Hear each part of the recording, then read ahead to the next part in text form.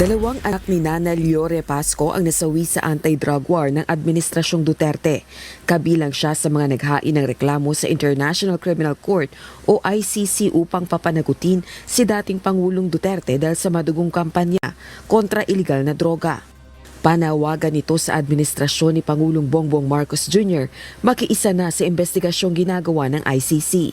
Naniniwala si Nanay Liore, mahirap kamtin ang hustisya para sa kanyang mga nasawing anak kung sa bansa makakasuhan ang dating Pangulong Duterte. Kasi po, wala po kaming kalaban-laban. Yun po ang hamon din namin sa panahon at sa panunungkulan nito ni Marcos na sabi nga namin papasukin ang ICC at isoko na ito si Duterte.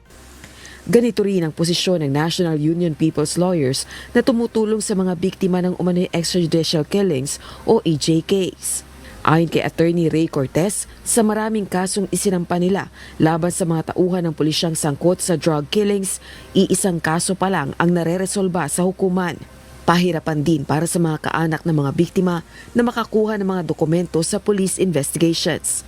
Sa dami ng hinawakan ng NUPL-NCR na cases, isa lang yung pumasa sa ombudsman, isa lang yung conviction dun sa Caloocan case.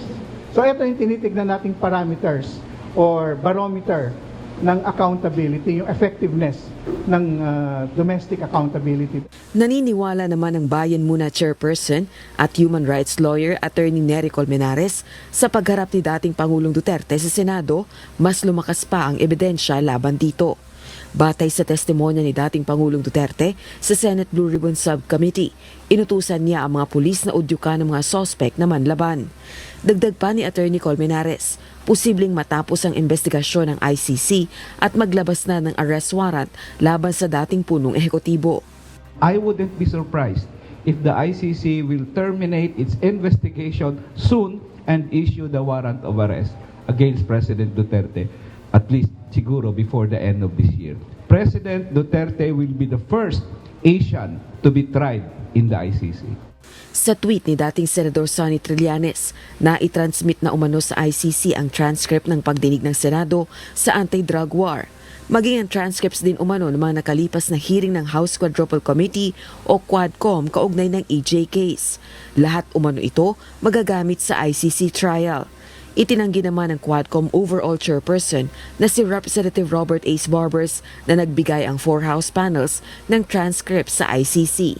As far as the Quadcom is concerned, there was no authority coming from anyone, any of the co-chairs, to release transcript of records ng Quad hearings, no, and release it to the ICC. Kasi amin is we will not be bothered by the request of the ICC. Bahala sila if they want to access. Para naman kay Attorney Salvador Panelo, dating Chief Presidential Legal Counsel ng Duterte Administration, walang jurisdiksyon ng ICC sa Pilipinas kaya wala itong otoridad na maglabas ng warrant of arrest laban sa kahit sino mang mamamayan ng bansa.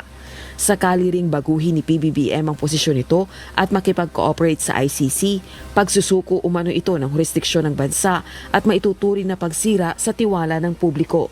Rosa Licoz, UNTV News and Rescue.